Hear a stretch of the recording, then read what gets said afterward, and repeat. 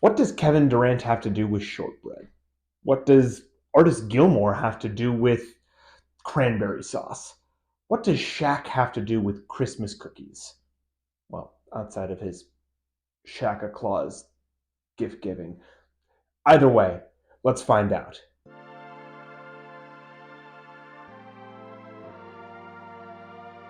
On this episode, we are going to try and salvage one holiday tradition, that of cranberry sauce for Thanksgiving, by attempting to recreate it in the form of another holiday staple, that of a Christmas cookie, more specifically a ring cookie, or as people in the UK call them, jammy dodgers. But first, our NBA discussion.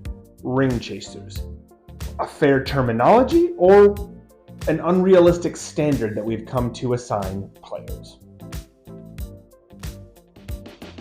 As I see it, there are three types of players that fall into the ring chaser category: role players, legacy chasers, and superstars.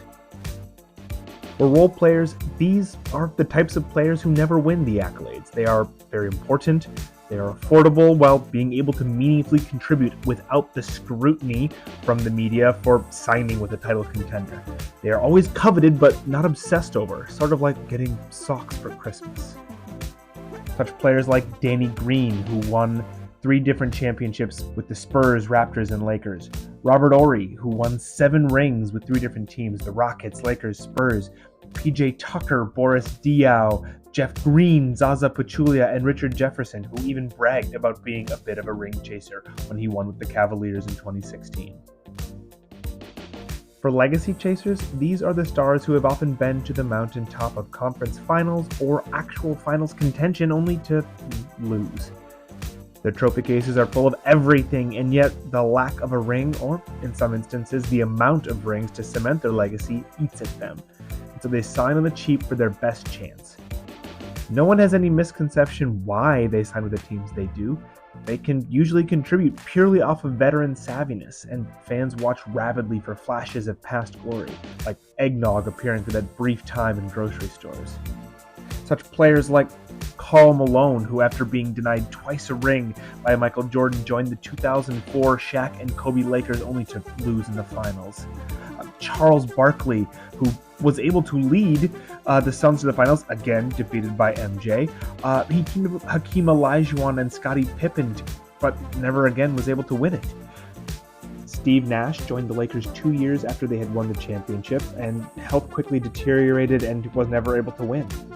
Gary Payton joined Karl Malone on those 04 Shaq and Kobe Lakers, only to lose, but then joined the Shaq and Wade Miami Heat in 2006 and won his championship. Shaq himself signed with the Boston Celtics the year after they were bounced from the finals by the LA Lakers.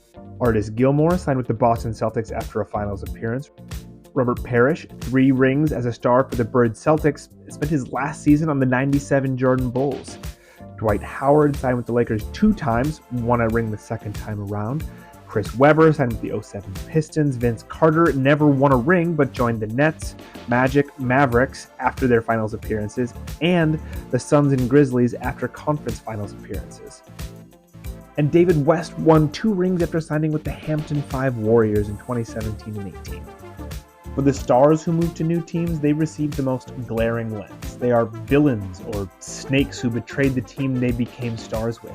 They are in All-NBA or MVP conversations whose present talents can change the direction of a game, a season, or a playoff run. And then elect to go to another team, oftentimes joining forces with players at or near their caliber. When they win, people decry that they took the easy road, when any NBA champion ever will tell you there is no such thing as an easy championship.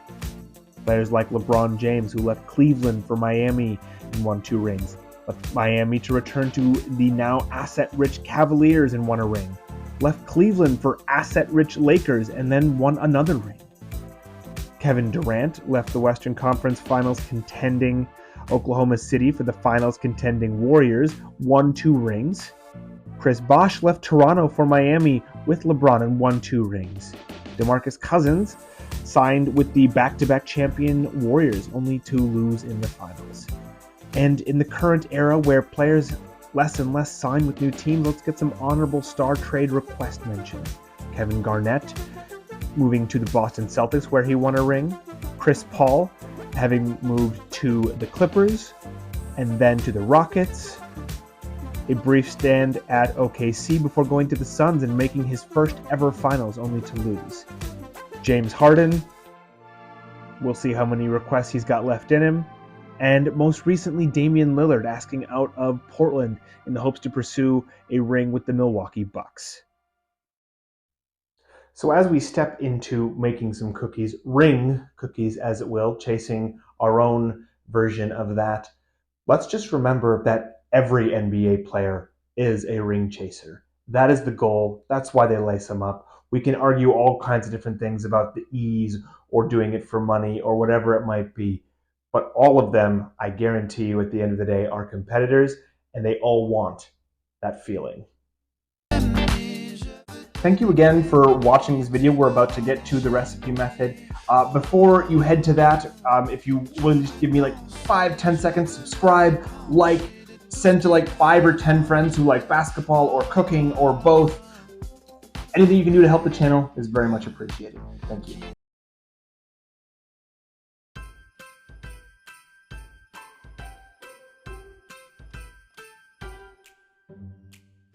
To start, preheat the oven to 350 degrees. In a bowl, add butter and soften in the microwave, about 25 seconds. While butter is softening, add the flour to a separate bowl. Always mix your wets and dries separately. While we applaud a tough cookie as a personality trait, it's not something we really want in our cookie. When the butter is softened, add the sugar and vanilla extract and mix until incorporated or homogeneous. Add the butter to the flour and fold together slowly. Over-mixing also leads to a tough cookie. Once combined, dump out onto a work surface and prep to cut. If you are at your friend's house they just moved into and they don't have a rolling pin, use a bottle of wine. If they don't have a cookie or biscuit cutter, use the measuring cups and cut out a dozen cookie dough circles. Place them onto parchment paper on a cookie sheet, or a deeper pan if that is all you're able to find. Bake for 12 to 15 minutes, or until you start to see browning around the edges of the cookies. While the cookies are baking, re-roll out the dough, cut 12 more cookies in a slightly smaller circle, however you come by it, cut out circles in the middle. It's at this point that I realized that I probably should have rolled everything out onto the parchment paper. It would have made moving a heck of a lot easier.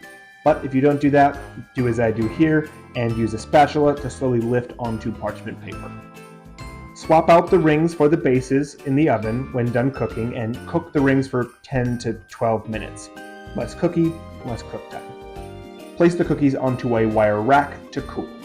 Once all of the cookies are done and cooled, take the bases and with a spoon coat with the cranberry sauce and then top with the rings. Serve at your discretion or add to a Christmas cookie display. So, we've made our ring cookies and we talked about ring chasers, a term that lauds certain levels of players and denigrates others, vilifies even. Whether or not that is fair or if it will continue, who's to say? All I know is it's pretty good.